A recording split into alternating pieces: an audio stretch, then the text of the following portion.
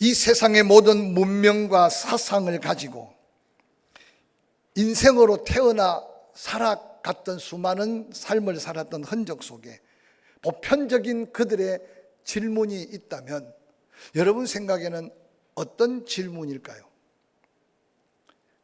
그 질문은 아마 시대를 초월하고 역사를 초월하고 환경을 초월해서 가장 많이 오르내린 질문이 인간이란 무엇인가? 라는 질문이라고 합니다. 인간이란 무엇인가에 대한 질문을 접근하면 실제적인 여러 가지 답변들이 많지만 책 한 권을 쉽게 발견할 수 있을 것입니다. 그 책 제목 또한 인간이란 무엇인가? 라는 책입니다. 이 책을 쓴 저자는 20세기 기독교가 가장 사랑한 상담자로 스위스 제네바 출신 내과 의사이며 정신의학자인 폴 투리니에라는 사람이 이 책을 통해서 인간이란 무엇인가를 설명하고자 합니다. 그는 제네바 대학과 파리 대학에서 의학을 전공해서 내과 의원을 개원했습니다. 그런데 그 시절 1921년 영국 옥스퍼드 대학 캠퍼스에부터 일어난 영적 대각성 운동이 온 유럽을 뒤흔들고 있을 때 그가 1931년 2년 그 놀라운 영적 대각성 운동에 도전을 받고 그의 삶에 완전한 변화를 경험하게 됩니다. 자신의 의학적 관심을 기독교적 관심으로 돌아보게 되고 이후에 병든 육신의 병을 고치는 데만 관심을 두지 않고 속의 내면 인간의 근심과 고민을 들어주면서 환자들을 대화하고 육신의 질병 치료에 그런 상담과 대화가 엄청난 도움이 된다는 사실을 기억하고 전인적 인간 치유를 도전하게 됩니다. 이를 토대로 그는 인간적 문제와 하나님의 관계가 신체적 질병과 치료에 엄청난 영향을 미친다는 주장을 인격의학을 창시하게 됩니다. 뿐만 아니라 현대 심리학과 기독교를 통합시키는데 공헌한 그는 그의 사상적 글과 강연을 통해 당시에 많은 사람들을 변화시켰습니다. 그는 인간이란 무엇인가 책에 다양한 말을 기록하고 있지만 그는 말합니다. 인생은 각자 다양한 역할을 담당하는 하나의 거대한 연극이다. 우리 자신이 만들어내거나 다른 사람들이 우리에게 강요한 역할을 수행하려고 노력한다. 그런데 그 역할 속에 드러난 나, 드러나지 않는 나의 모습. 그래서 그 다른 이면을 가지고 자기를 찾지 못하고 방황하는 사람들에게 폴 투르니에는 드러난 나나 드러나지 않는 나나 동전의 양면처럼 분리할 수 없는 인간의 근본을 고민하게 만듭니다.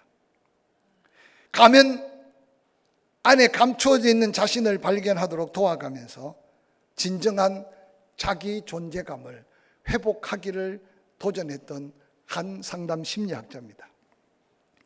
한 시대를 지혜로 리드했던 아리스토텔레스는 인간이란 어떤 존재인가? 그러면서 그는 식물과 동물, 인간을 비교하면서 인간을 정의하려고 애를 썼습니다. 식물은 정신적인 가장 초보적인 단계로서 재생과 영양분을 섭취하여 잎을 내고 열매를 내는 것으로 끝납니다. 그런데 동물은 거기에 더한 감각 능력을 가지고 개별적 자신의 행상을 가질 수 있지만 그러나 인간은 이성을 소유해서 그 기능을 따라 자기 영역을 넓히고 활동하는 데 있는 것으로만 구별해 놓았습니다. 어떤 정의든 간에 이 시간 하나님 앞에 서고 앉은 저와 여러분의 모습은 어떠합니까? 인간이 무엇이냐 큰 철학적 질문보다 그러면 나는 누구인가? 한번 다시 되물어 보시고 여러분의 바깥으로 보이는 나, 내 안에 감춰져 있는 나 다른 것 같지만 그것은 동전의 양면 같은 모습인 것을 기억해 가면서 정말로 하나님의 최고의 사랑으로 가장 존귀한 자라고 하는 성경적 결론을 나는 과연 어떻게 기억하고 내 삶을 살아가는지 살펴보았으면 좋겠습니다. 성경에서는 인간이 어떻게 출생하며 어떻게 살게 되었는가를 이렇게 정의합니다. 창세기 1장 26장 하나님이 이르시되 우리의 형상을 따라 우리의 모양대로 사람을 만들고 그들로 바다의 물고기와 하늘의 새와 가축과 온 땅에 기는 모든 것을 다스리게 하자 하고 27절 하나님이 자기 형상 곧 하나님의 형상대로 사람을 창조하시되 남자와 여자를 창조하시고 하나님이 그들에게 복을 주시며 하나님이 그들에게 이르시되 생육하고 번성하여 땅에 충만하라 땅을 정복하라 바다의 물고기와 하늘의 새와 땅에 움직이는 모든 생물을 다스리라고 명령하며 창조하셨습니다. 인간 창조, 참으로 놀라운 하나님의 창조의 신비함을 우리는 말씀을 통해 다시 한번 기억하게 만듭니다. 그냥 창조된 것으로 끝나지 않고 인간에게 놀라운 특별한 은혜가 보장된 인간 창조적 역사는 바로 오늘 우리가 이 땅에 태어난 삶의 축복인 걸 한 번 다시 기억해 보시기를 바랍니다. 그러면 이 같은 특별한 신비롭고 특별한 은총을 덧입혀 인간을 창조한 목적이 뭘까요? 성경 곳곳에는 하나님이 인간을 창조한 목적을 다양하게 말하고 있지만 선지자 이사야를 통해 하나님은 이렇게 선포하고 있습니다. 이사야 43장 7절 말씀입니다. 내 이름으로 불려지는 모든 자 곧 내가 내 영광을 위하여 창조한 자를 오게 하라. 그를 내가 지었고 그를 내가 만들었느니라 라고 선포하고 있습니다. 분명한 인간 창조의 목적을 선지자 이사야를 통해서 선포하고 있는 이 말씀, 내 영광을 위하여 내가 창조한 인간들, 그들을 내게로 모아서 그들을 통해 내 영광을 드러내게 하라고 선포하고 있는 이 말씀은 그도 강조하지 않아도 자기 형상 자기 모양대로 엄청난 은총을 베풀어 주신 하나님은 우리를 통해서 그 은혜를 깨닫는 자들을 통해서 하나님께 영광을 돌리기를 원하시는 하나님의 뜻이 있음을 기억하시기를 바랍니다. 그 은혜를 살았던 다윗은 시편 104편 31절에 우리가 창조되고 존재하는 목적은 우리가 하나님의 영광이 될 뿐만 아니라 기쁨과 즐거움이 되기를 원한다고 그는 노래하고 있습니다. 오직 하나님의 형상대로 창조된 인간만이, 아니 하나님의 은혜로 구원받은 성도만이 하나님의 의와 사랑을 나타내어 온 세상으로 하나님께 영광을 돌리게 하신 유일한 걸작품임을 성경은 우리에게 증거하고 있습니다. 전능하신 하나님의 영광과 사랑을 나타내기 위해 에베소서 1장 4절은 창세전에 그리스도 안에서 우리를 택하셨다 뿐만 아니라 에베소서 2장 10절에는 그리스도 안에 선한 일을 위하여 지으심을 받은 자다라고 선포하고 있습니다. 특별히 사도 바울은 고린도전서 2장 7절에 하나님이 우리의 영광을 위하여 만세 전에 우리를 미리 정했다라고 고백하고 있습니다. 이 신비한 은총을 경험한 다윗은 시편 29편 1절 2절에 이렇게 노래하고 있습니다. 너희 권능 있는 자들아 영광과 능력을 여호와께 돌리고 돌릴지어다. 여호와께서 그의 이름에 합당한 영광을 돌리며 거룩한 옷을 입고 여호와께 예배할지어다 라고 노래하고 있습니다. 다윗은 여호와의 이름에 합당한 영광을 돌려라, 그 영광을 돌리기 위해 거룩한 옷을 입어라, 그리고 여호와께 예배하라고 도전하며 고백하고 찬양하고 있습니다. 하나님이 우리를 이 땅에 태어나게 하시고 예수 그리스도를 통해 구원받고 갖가지 은혜를 덧입힌 목적은 하나님께 영광을 돌리기를 원하시는 목적을 잊지 않으시기를 주의 이름으로 간절히 축원합니다. 뿐만 아니라 우리에게도 영광스러운 목적을 허락하셨습니다. 골로새서 1장 26절 27절은 이렇게 선포하고 있습니다. 이 비밀은 만세와 만대로부터 감추어졌던 것인데 이제는 그의 성도들에게 나타났고 하나님이 그들로 하여금 이 비밀의 영광이 이방인 가운데 얼마나 풍성한지를 알게 하려 하십니다. 이 비밀은 너희 안에 계신 그리스도이시니 곧 영광의 소망이니라 라고 말하고 있습니다. 당신의 형상대로 만든 인간 죄악 속에 구원하기 위해 예수 그리스도를 보내서 구원과 생명을 주신 목적은 바로 자기 생명으로 난 아들들을 통해, 즉 구원받은 성도들을 통해 이방인들 가운데, 아니 이 세상에 버려진 듯 사는 수많은 사람들에게 그 영광을 보이고 그들에게도 이 영광이 풍성함을 임할 수 있음을 보이라고 우리에게 그 은혜를 베풀었다고 증거하고 있습니다. 사도 바울은 복음의 진리 그 은혜를 깨닫고 골로새서 1장 29절에 이렇게 소리 높여 외칩니다. 이를 위하여 나도 내 속에서 능력으로 역사하는 이의 역사를 따라 힘을 다하여 수고했다. 사도 바울이 고난과 고통을 경험해 가면서 하나님의 그 받은 은혜로 하나님께 영광을 돌리는 것으로 끝나지 않고 수많은 이방인들 영혼들이 그가 경험한 그 영광을 그들 또한 경험하기 위하여 그 영광을 드러내 보이는데 수고하고 애썼다고 고백하고 있습니다. 창세기 1장 28절에는 이렇게 선포합니다. 여호와 하나님께서 복을 주사 생육하고 번성하여 땅에 충만하게 하라고 말씀하셨습니다. 인간 창조의 가장 큰 복은 바로 생명의 복입니다. 전능하신 하나님은 자기의 생명을 그 코에 불어 넣으셔서 흙으로 만든 인간 그 속에 하나님의 놀라운 생명이 임하게 되므로 그 생명으로 생육하고 번성하고 충만하여 하나님의 영광을 드러내기를 원하시는 것이 하나님의 놀라운 뜻이었음을 성경은 우리에게 분명하게 도전하고 있습니다. 지금 구원받아 하나님의 자녀로서 당당히 선 저와 여러분의 모습 속에 여러분은 어떤 모습으로 이 땅에 살고 있는지 돌아보시길 바랍니다. 전능하신 하나님은 모든 피조물 중에서 유독 인간에게 많이 자기 형상을 따라 지으셨다고 말합니다. 그리고 처음부터 만물을 정복하고 다스려 땅에 충만하여 그 모든 만물까지 여호와 하나님을 찬양하며 영광 돌리게 할 제사장적 직분을 하나님께서는 택한 우리에게 부여하셨다고 말씀하십니다.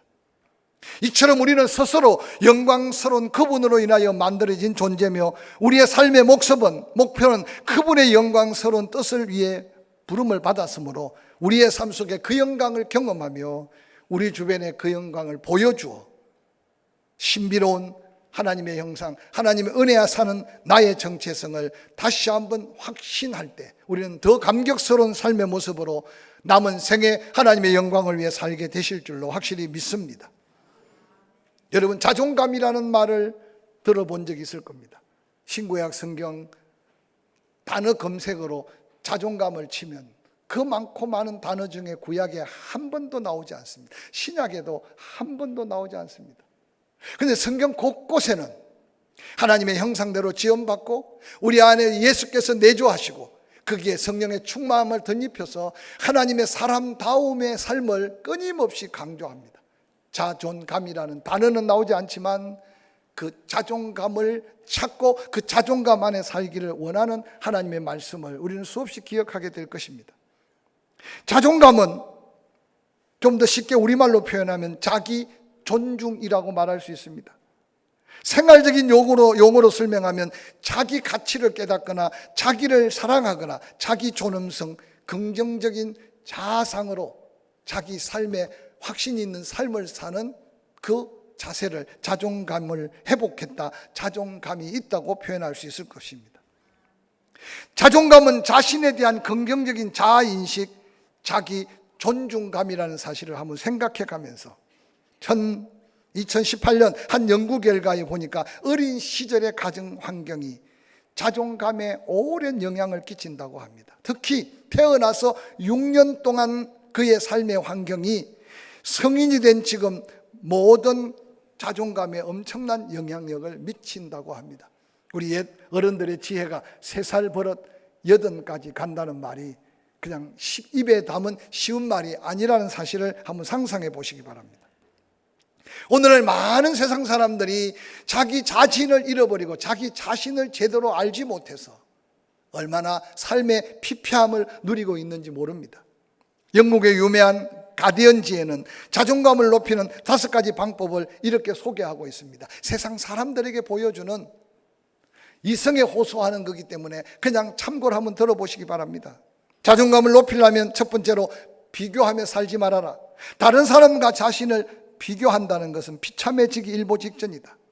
그러므로 다른 사람과 자신을 비교하는 대신 다른 사람의 시선을 의식하지 않고 자기가 원하는 것에 초점을 맞추고 자존감을 높이기 위해 가장 중요한 자신에게 정말 소중한 것이 무엇인지를 깨닫고 살아가는 삶의 원리를 다시 한번 도전하라고 말합니다. 두 번째, 현실을 직시하며 살아라. 한 대학 교수는 말합니다. 현실을 외면하는 것은 절대 자존감을 높이는 방법이 될 수 없다. 자기만의 세계를 만들어 숨어 지내는 것 잠깐은 편할지 모르겠으나 장기적으로 역효과를 나타낼 수 있다고 문제를 직시합니다. 현실이 있는 그대로를 발견하고 그 안에 자기를 발견한다는 게 중요하다는 겁니다. 세 번째로, 단기적인 목표를 설정해라.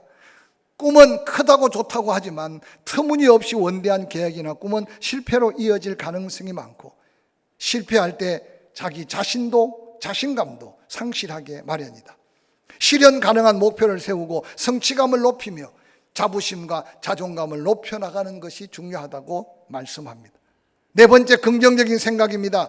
부정적인 믿음에 도전하는 것이야말로 건강한 자존감을 세우기 위한 첫 번째 도전이 되어야 할 것이다. 자신에 대해 비판적이거나 부정적인 생각이 앞선다면 그것들을 나열해보고, 그리고 그것을 반박하며 도전할 때 자기도 모르게 긍정적인 사고가 더해지고 자존감을 세워가게 될 것이라고 말합니다. 다섯 번째, 규칙적인 운동. 자존감이 낮을 때 우리는 몸에 소홀하게 되는 경우가 많다고 합니다. 그래서 세상 사람들 보십시오. 스트레스를 받을 때마다 술에 매이거나 약물에 의존하는 엄청난 자기 존재를 깨트려가는 사람이 많습니다. 근데 대신 술에 약물에 의존하기보다는 운동하는 쪽으로 삶의 패턴을 바꾸면 운동과 자존감은 밀접한 관계가 있다고 합니다. 그러나 이 자존감을 지나치게 자기 중심적인 모습이나 이기심 혹은 교만과 자만, 독선과 혼동되어서는 안 된다고 경고하고 있습니다. 사랑하는 성도 여러분, 성도로서 가져야 할 바른 자존감은 하나님의 최고의 걸작품으로서 하나님 앞에 영광, 사람들 앞에 그 영광을 드러내는 믿음 안의 긍정적인 생각 속의 삶의 모습이라는 사실을 한번 기억해 보시기를 바랍니다. 이렇게 중요한 바른 자존감은 성공적인 삶의 필수 조건이며 하나님의 영광을 위한 바른 영적 생활의 매우 중요한 요인입니다. 하나님 아빠, 사람들 앞에 인정받을 만한 건강한 그리스도인의 모습, 건강한 자존감을 갖고 또 그 누구에게 또 다른 건강한 자존감을 이어줄 수 있는 사명이 있는 그리스도인들이 될 수 있기를 주의 이름으로 간절히 축원합니다. 그럼 오늘 함께 읽은 말씀 속에 사랑하는 성도 여러분, 우리가 다시 한번 회복해야 될 자존감의 비밀은 어디 있을까요? 하나님의 자녀로서 건강한 자존감을 회복하여 하나님의 영광을 드러내기 위해서 로마서 12장 사도 바울은 로마서를 통해 어떻게 믿는 건지, 믿는 자에게 얼마나 죄의 자유함을 주었는지, 아무도 간섭할 수 없는 하나님의 은혜 안에 그 사랑의 위대한 능력을 경험하고 살고 있다면, 그러므로 로마서 12장 1절, 형제들아 내가 하나님의 모든 자비하심으로 너희를 권하노니 너희 몸을 하나님이 기뻐하시는 거룩한 산 제물로 드리라. 이는 너희가 드릴 영적 예배니라. 12장 2절, 너희는 이 세대를 본받지 말아라 라고 말씀하고 있습니다. 세상의 다양한 자존감을 높이는 방법도 도움은 되겠지만 하나님의 사람으로 사명 있는 그리스도인의 은혜 입은 성도로서 건강한 자존감을 회복해서 하나님의 뜻 가운데 영광스러운 삶을 살기를 원한다면 이 세상을 본받지 말라는 이 도전의 말씀 속에 우리 각자의 삶의 자리에서 이 말씀이 내게는 어떤 도전의 말씀으로 다가오는지 한번 묵상해 보시기를 바랍니다. 이 말씀은 이 세상 사람들이 살아가는 삶의 스타일대로 살지 말라는 뜻입니다. 우리보다 먼저 은혜 받고 성공적인 삶을 살았던 믿음의 선배들이 하나님을 찬양하며 그 영광을 돌렸던 시편의 주제요, 제목같이 시편 1편은 이렇게 노래합니다. 우리가 너무나 잘 알고 있지 않습니까? 한 목소리로 읽어볼까요? 시작. 복 있는 사람은 악인들의 꾀를 따르지 아니하며 죄인들의 길에 서지 아니하며 오만한 자들의 자리에 앉지 아니하고 오직 여호와의 율법을 즐거워하여 그의 율법을 주야로 묵상하는 자로다. 다 암송하고는 있지만 이것이 세상 사람들이 살아가는 삶의 스타일대로 살지 않는 믿음의 사람의 성공적 자존감을 가진 자의 믿음의 찬양이고 고백이고 감사의 제목이라는 사실을 다시 한번 기억하시기를 바랍니다. 믿음 안에 하나님의 영광을 드러내는 건강한 자존감 회복을 위해 가장 중요한 첫 번째 조건이 세상과의 영적 싸움에서 이겨야 한다고 도전하고 있습니다. 세상의 삶의 원칙 패턴대로 따라 살지 말라는 이 말씀 속에 우리의 걸음을 살피고 우리의 입의 말을 다시 살펴보고 우리의 행함의 모습들을 다시 한번 살펴가면서 하나님의 아름다운 걸작품인 영광의 자존감을 다시 한번 회복하는 저와 여러분이 될 수 있기를 주의 이름으로 간절히 축원합니다. 세상이 어떻길래 세상의 문화, 세상의 가치관을 따라 살지 말라고 도전할까요? 이 세상 문화는 외모 지상주의입니다. 세상 사는 대부분 사람들은 외모로 사람을 평가해 버리는 시대를 오늘 우리는 살고 있습니다. 그래서 사람의 외모가 그 사람의 자존감에 따라 달라진다고 생각합니다. 그래서 엄청난 시간과 돈을 투자합니다. 고치고 낮추고 높이고 세웁니다. 얼마나 많은 사회 무리가 생겨나고 있는지 모릅니다. 에피소드 같은 이야기지만 지금 천국이 혼란스럽답니다. 하나님이 창조한 모습 아닌 너무나 많이 바꾸어 놔가지고 하나님도 인식하기 어렵다고 할 정도입니다. 사랑하는 성도 여러분, 단정하게 행하고 또한 온전한 믿음의 모습으로 살아야 하지만 외모 지상주의에 유혹받지 않기를 주의 이름으로 간절히 축원합니다. 두 번째, 세상이 우리를 유혹하는 것은 능력주의랍니다. 지적 능력, 체력, 때로는 검력, 그것이 그 사람의 자존감처럼 여기는 세상 앞에 상대적 빈곤에 시달리는 많은 사람들, 자존감을 상실한 채로 살아가는 그들 무리 속에 우리의 모습이 그 속에 섞일까 봐 한번 자신을 살펴보시기를 바랍니다. 세 번째로, 이 세상이 우리를 유혹하는 것은 결과지상주의입니다. 결과로 모든 것을 판단하는 가치관, 그 인간의 자존감을 평가하는 기준이 되어버립니다.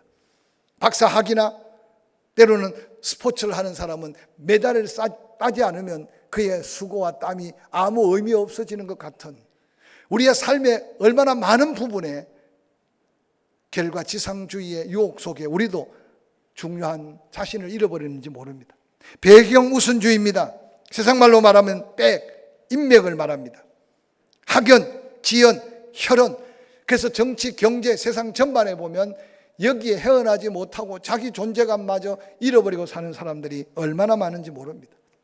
이 세대를 본받지 말아라 외쳤던 이 말씀이 한 해를 마무리해가며 새해를 맞이할 소망 가운데 자신을 살펴가며 건강한 자존감 회복이 저와 여러분의 삶에 있기를 주의 이름으로 간절히 축원합니다.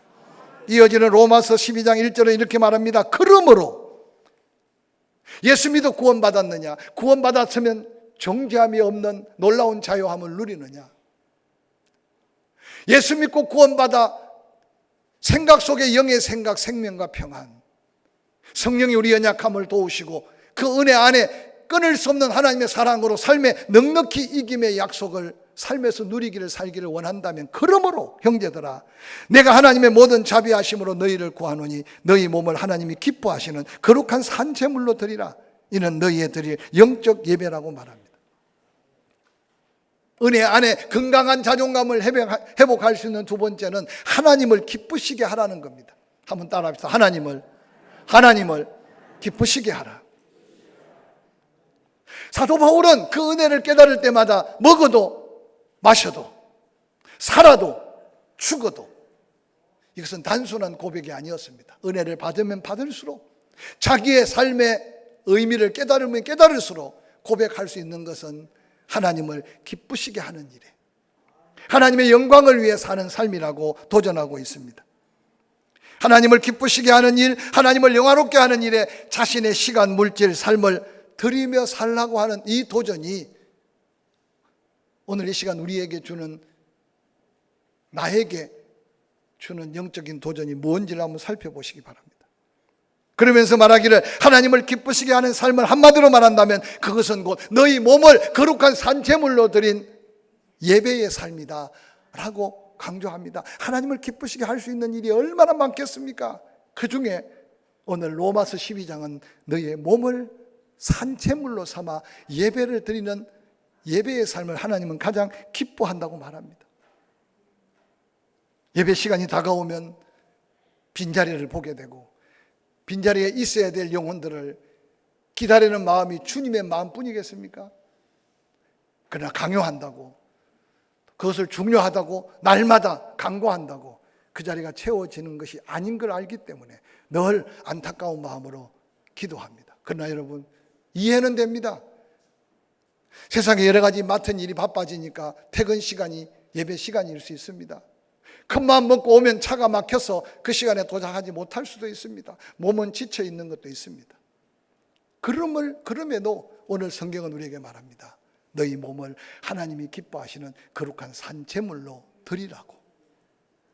한 해를 마무리합니다. 2023년 동안 여러분 하나님을 기쁘시게 했던 삶의 모습들을 한번 다시 돌아보시길 바랍니다. 내 시간, 내게 준 은사, 재능, 물질, 삶의 모습으로 내가 어떻게 하나님을 기쁘시게 했는가?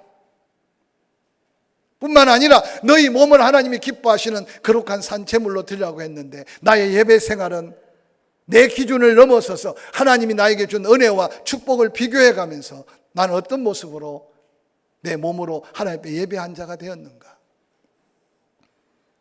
지난 시간을 돌이켜 책망하기보다는 한 해를 마무리하면서 다시 한번 거룩한 자존감을 회복하며 하나님 기쁨이 되는 삶을 새롭게 도전해서 2024년 지진이 일어나고 땅이 무너지고 바다가 우리를 삼킬지라도 피난처 대신 예수 그리스도 앞에 나와 기도하면 응답하고 찬양하면 영광 가운데 함께하는 그 은혜 안에 살기를 어떻게 결단하든 한번 결단해 보시기를 바랍니다.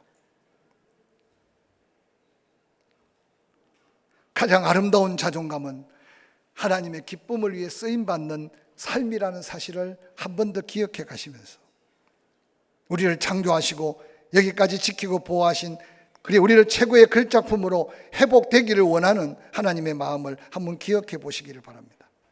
사무엘상 2장 30절에 하나님은 안타깝게 이렇게 외칩니다. 이스라엘의 하나님 나 여호와가 말하노라.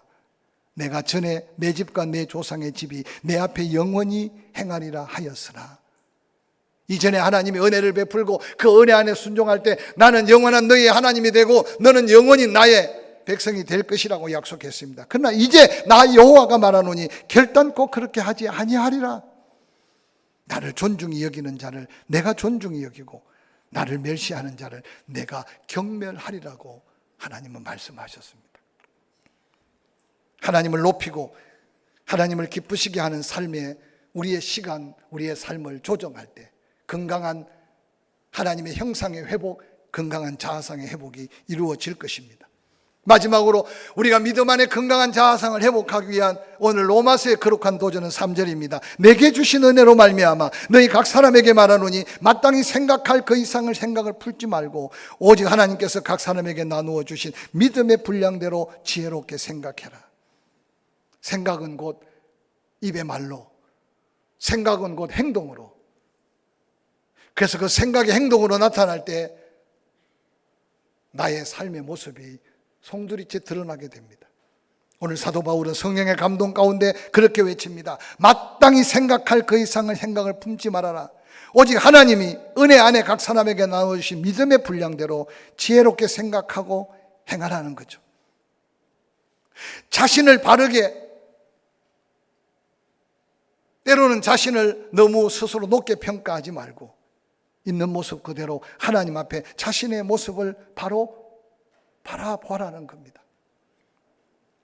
교만과 자만이 주는 폐해는 성경 곳곳에 얼마나 많이 강조되고 있습니까?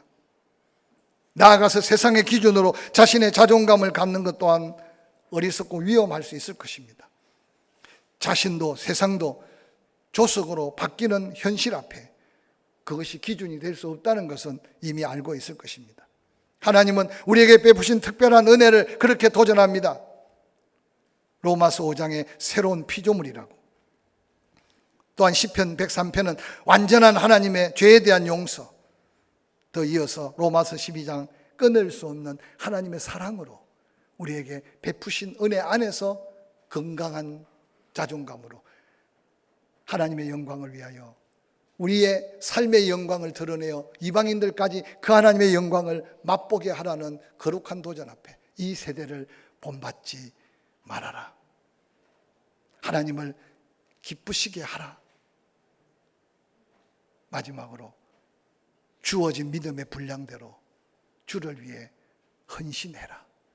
이 아름다운 믿음의 건강한 자아상을 회복하기 위한 이 말씀이 한 해를 마무리해 가는 저와 여러분에게 새로운 믿음의 도전이 되기를 주의 이름으로 간절히 축원합니다.